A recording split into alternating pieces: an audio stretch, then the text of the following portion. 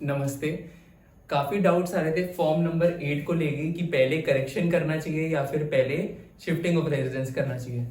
आपको सबसे पहले शिफ्टिंग ऑफ रेजिडेंस करना है, क्योंकि एक बार आप पुरानी स्टेट से अपनी न्यू स्टेट में या पुरानी सिटी से या पुरानी जो जगह से आप ट्रांसफर करेंगे अपनी वोटिंग राइट को, उससे ये होगा कि आप वोट कर पाएंगे, ठीक है। लेकिन सिर्फ करेक्शन करने से आपकी वोटिंग राइट शिफ्ट तो होगी नहीं, और दोनों काम एक साथ नहीं हो सकते।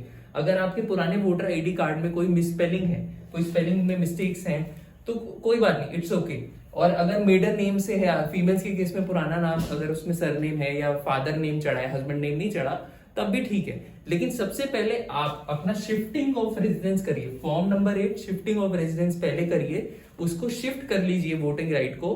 पहले पुरानी सपोज करिए किसी और स्टेट में जहां वोट करने नहीं जा सकते, उसको पहले शिफ्ट कर लीजिए, क्योंकि जब वो शिफ्ट कर लोगे वोटिंग राइट आपके करंट प्लेस ऑफ रेजिडेंस पे आ जाएगा, फिर आप वोट कर सकते हो। छोटी मोटी स्पेलिंग होगी, डबल ए, थोड़ा बहुत ऊपर नीचे होगा तो इट्स फाइन, आप वोट कर पाओगे, क्योंकि वो फोटो जो होती है आपकी इलेक्टोरल रोल्स में, उससे वो फिजिकली वेरीफाई करेंगे, मैच करेंगे, तो वो आप वोट कर पाओगे। अपना पैन कार्ड, आधार कार्ड वो सब साथ ले जाना, वोट कर पाओगे।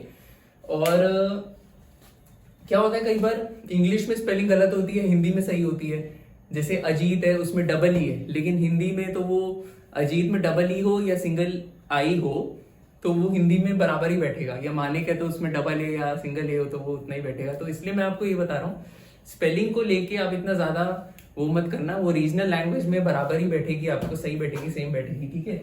मिस स्पेलिंग थोड़ी बहुत हो सकती हैं, चलेगा। बहुत मेजर उसमें गलत है कि नाम ही गलत लिखा है, पूरा नाम गलत है, उसमें सरनेम भी गलत है, बिल्कुल ही गलत लिखा है, मतलब मैच ही नहीं हो रहा रिकॉर्ड से, then that is an issue. Then तो करेक्शन पहले करना पड़ेगा, देन उसके बाद शिफ्टिंग करना होगा, क्योंकि करेक्ट वो शिफ्टिंग ऑफ रेजिडेंस भी नहीं होगा अगर मेजर स्पेलिंग मिस्टेक हुई तो। सो देन लेडीज के केस में मेडन नेम है, पहले आप शिफ्ट कर लो, क्योंकि इलेक्शन कमीशन को भी पता है कि लेडीज की शादी हो जाती है, नाम बदल जाते हैं, उनको भी पता है। तो आप अपना मेडन नेम को शिफ्ट कर लो पहले, शिफ्टिंग ऑफ रेजिडेंस से अपने करंट प्लेस ऑफ रेजिडेंस पे लेके आ जाओ। उसके बाद आप वोट कर लो, वोट भी कर सकते हो, कोई ऐसा इशू नहीं है, क्योंकि मैरिज सर्टिफिकेट होगा आपके पास और इतने सारे डॉक्यूमेंट है अपने आपको प्रूव करने के लिए।